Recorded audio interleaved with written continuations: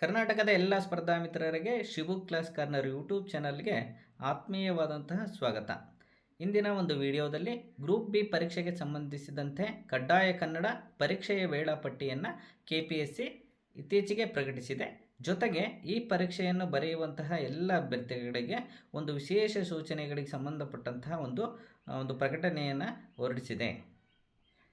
ಈ ಒಂದು ಏನು ವೇಳಾಪಟ್ಟಿ ಮತ್ತು ವಿಶೇಷ ಸೂಚನೆಗಳ ಕುರಿತಾಗಿ ಯಾರೆಲ್ಲ ಗ್ರೂಪ್ ಬಿ ಪರೀಕ್ಷೆಯನ್ನು ಬರಿತಾ ಇದ್ದೀರೋ ಅವರೆಲ್ಲ ಈ ವಿಡಿಯೋವನ್ನು ನೋಡಿ, ಹಾಗೆಯೇ ಎಲ್ಲ ಸ್ನೇಹಿತರೊಂದಿಗೆ ಈ ಒಂದು ವಿಡಿಯೋವನ್ನು ಶೇರ್ ಮಾಡಿ. ಹಾಗಾದರೆ ವೇಳಾಪಟ್ಟಿ ಏನಿದೆ, ಜೊತೆಗೆ KPSC ಈ ಗ್ರೂಪ್ ಬಿ ಪರೀಕ್ಷೆ ಬರೆಯುವಂತಹ ಅಭ್ಯರ್ಥಿಗಳಿಗೆ ಏನೇನು ಸೂಚನೆಯನ್ನು ಕೊಟ್ಟಿದೆ ಅನ್ನೋದನ್ನು ನೋಡೋದಾದರೆ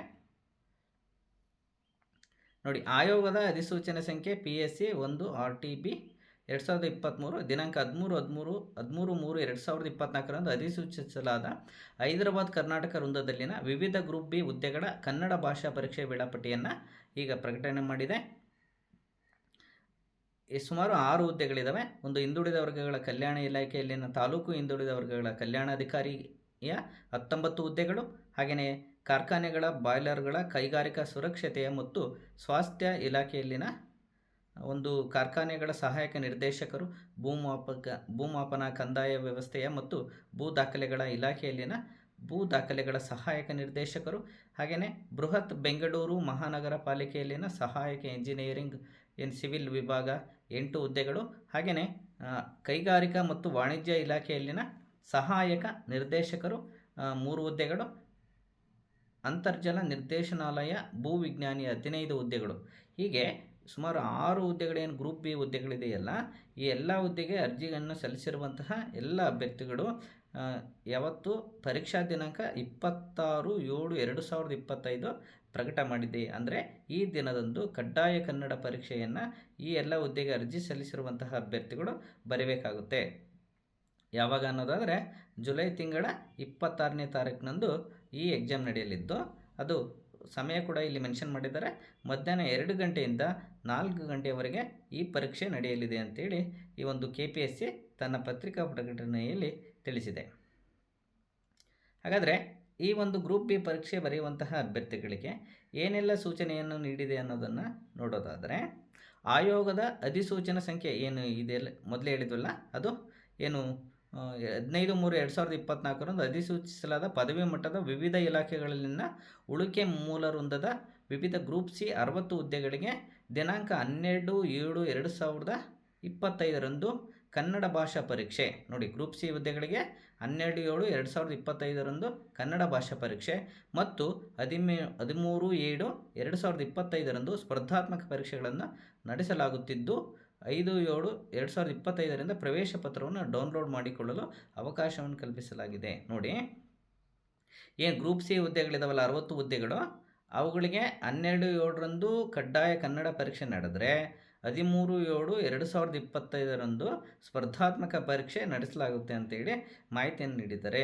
ಜೊತೆಗೆ ಹಾಗಾದರೆ ಪ್ರವೇಶ ಪತ್ರವನ್ನು ಯಾವಾಗ ಬಿಡುಗಡೆ ಮಾಡ್ತಾರೆ ಅನ್ನೋ ಮಾಹಿತಿ ಕೂಡ ಇಲ್ಲಿ ತಿಳಿಸಿದ್ದಾರೆ.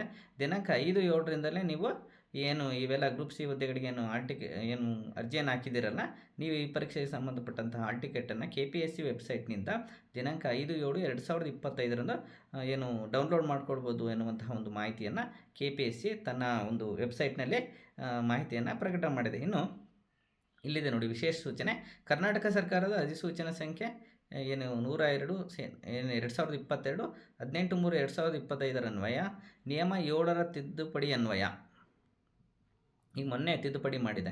ಯಾವಾಗ? ಮಾರ್ಚ್ ತಿಂಗಳ 18ನೇ ತಾರೀಕು 2025 ಅನ್ವಯ ಹೊಸ ಒಂದು ತಿದ್ದುಪಡಿ ಮಾಡಿದೆ.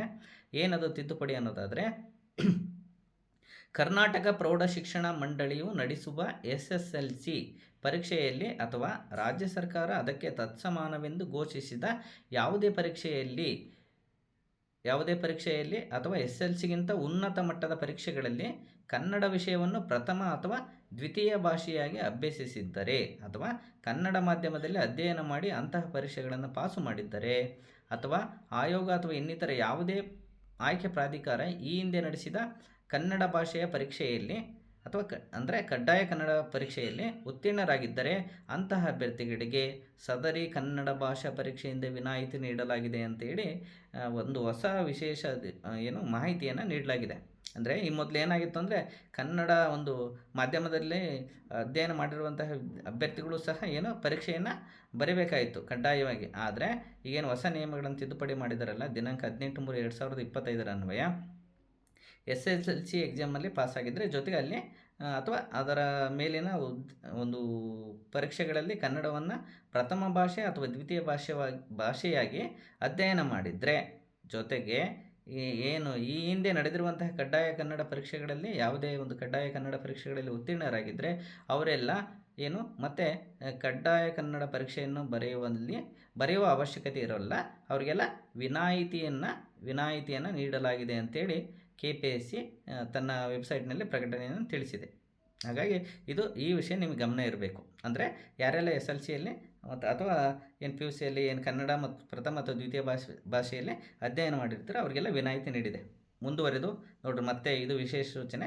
ಮುಂದುವರೆದು ಆಯೋಗದಿಂದ ಗ್ರಾಮೀಣಾಭಿವೃದ್ಧಿ ಮತ್ತು ಪಂಚಾಯತ್ ರಾಜ್ ಇಲಾಖೆಯಲ್ಲಿನ ಪಂಚಾಯತ್ ಅಭಿವೃದ್ಧಿ ಅಧಿಕಾರಿ ಹೈದರಾಬಾದ್ ಕರ್ನಾಟಕ ಮತ್ತು ಉಳಿಕೆ ಮೂಲ ವೃಂದದ ಹುದ್ದೆಗಳ ನೇಮಕಾತಿಗೆ ಸಂಬಂಧ ನಡೆಸಲಾದ ಕನ್ನಡ ಭಾಷಾ ಪರೀಕ್ಷೆಯಲ್ಲಿ ಫಲಿತಾಂಶವನ್ನು 20/6/2025 ಮತ್ತು 1/7/2025 ಪ್ರಕಟಪಡಿಸಲಾಗಿರುತ್ತದೆ. ಅಂತಂದರೆ ಏನು PDO HK ನಾನ್ HK ಇದೆಲ್ಲ ಆ ಒಂದು ಸಂದರ್ಭದಲ್ಲಿ ಈಗಾಗಲೇ ಕಡ್ಡಾಯ ಕನ್ನಡ ಪರೀಕ್ಷೆಯನ್ನು ನಡೆಸಿತ್ತು.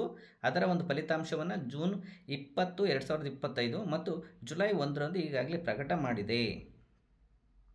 ಅಂಥ ಒಂದು ಸದರಿ ಕನ್ನಡ ಭಾಷಾ ಪರೀಕ್ಷೆಯಲ್ಲಿ ಉತ್ತೀರ್ಣರಾಗಿದ್ದಲ್ಲಿ ಅಂತಹ ಅಭ್ಯರ್ಥಿಗಳಿಗೆ ಪ್ರಸ್ತುತ ದಿನಾಂಕ ಈಗೇನು 12/7/2025 ನಡೆಯಲಿರುವಂತಹ ಕನ್ನಡ ಭಾಷಾ ಪರೀಕ್ಷೆಗೆ ಪ್ರವೇಶ ಪತ್ರ ಜಾರಿಯಾಗಿದ್ದರೂ ಸಹ ಕನ್ನಡ ಭಾಷಾ ಪರೀಕ್ಷೆಗೆ ಹಾಜರಾಗುವುದರಿಂದ ವಿನಾಯಿತಿ ನೀಡಿದೆ. ಅಂದರೆ ಅವರಿಗೆ ಅವ್ರ ಲಾಗಿನ್ನಲ್ಲಿ ಈ ಒಂದು ವೆಬ್ಸೈಟ್ ಜನರೇಟ್ ಆಗಿರುತ್ತೆ, ಅದು ಜಾರಿಯಾಗಿದ್ದರೂ ಸಹ ಆ ಒಂದು ಪರೀಕ್ಷೆಯಿಂದ ಇವರಿಗೆ ವಿನಾಯಿತಿಯನ್ನು ನೀಡಲಾಗಿದೆ. ಅಂದರೆ ಯಾರೆಲ್ಲ ಉತ್ತೀರ್ಣರಾಗಿದ್ದಾರೋ ಮತ್ತು ಮೇಲೆಲ್ಲ ಏನು ಅರ್ಹತಾ ಮಾನದಂಡಗಳಿದೆಯಲ್ಲ ಆ ಒಂದು ಮಾನದಂಡಗಳಿತ್ತಂದರೆ ಅವರಿಗೆ ಈ ಪರೀಕ್ಷೆಯಿಂದ ವಿನಾಯಿತಿ ನೀಡಲಾಗಿದೆ.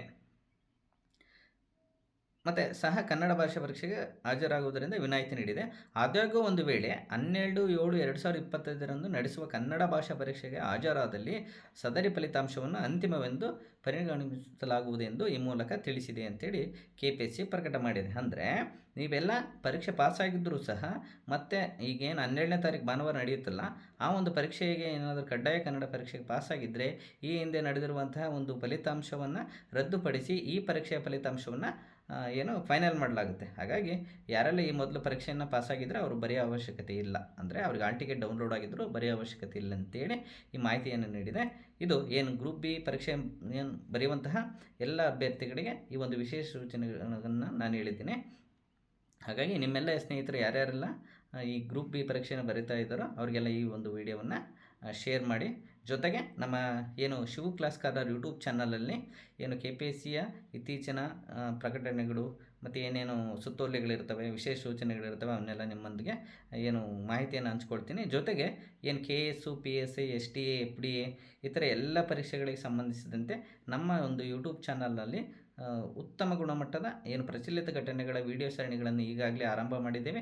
ಈಗಾಗಲೇ ಜೂನ್ ತಿಂಗಳ ಎಲ್ಲ ವಿಡಿಯೋಗಳನ್ನು ನಾವು ಅಪ್ಲೋಡ್ ಮಾಡಿದ್ದು, ಜುಲೈ ತಿಂಗಳ ವಿಡಿಯೋಗಳ ಸರಣಿಯ ಮೊದಲನೇ ಭಾಗ ಈಗಾಗಲೇ ಅಪ್ಲೋಡ್ ಮಾಡಿದ್ದೇನೆ. ಹಾಗಾಗಿ ಯಾರೆಲ್ಲ ಸ್ಪರ್ಧಾತ್ಮಕ ಪರೀಕ್ಷೆಗಳಿಗೆ ಸಿದ್ಧತೆಯನ್ನು ನಡೆಸ್ತಾ ಇದ್ದೀರೋ ಅವರೆಲ್ಲ ನಮ್ಮ ಯೂಟ್ಯೂಬ್ ಚಾನಲನ್ನು ಸಬ್ಸ್ಕ್ರೈಬ್ ಮಾಡಿಕೊಂಡು ಬೆಲ್ ಬಟನನ್ನು ನೀವು ಕ್ಲಿಕ್ ಮಾಡಿದರೆ ನಾವು ಮಾಡುವಂತಹ ಎಲ್ಲ ಒಂದು ವಿಡಿಯೋಗಳು ನಿಮಗೆ ಅಲರ್ಟ್ ಬರುತ್ತೆ. ಆ ಎಲ್ಲ ವಿಡಿಯೋಗಳನ್ನು ನೀವು ನೋಡ್ಬೋದು. ಹಾಗಾಗಿ ಈ ವಿಡಿಯೋಗಳನ್ನು ನಿಮ್ಮೆಲ್ಲ ಸ್ನೇಹಿತರೊಂದಿಗೆ ಹಂಚ್ಕೊಳ್ಳಿ. ಮತ್ತೆ ಮತ್ತೊಂದು ವಿಡಿಯೋದೊಂದಿಗೆ ಸಿಗೋಣ.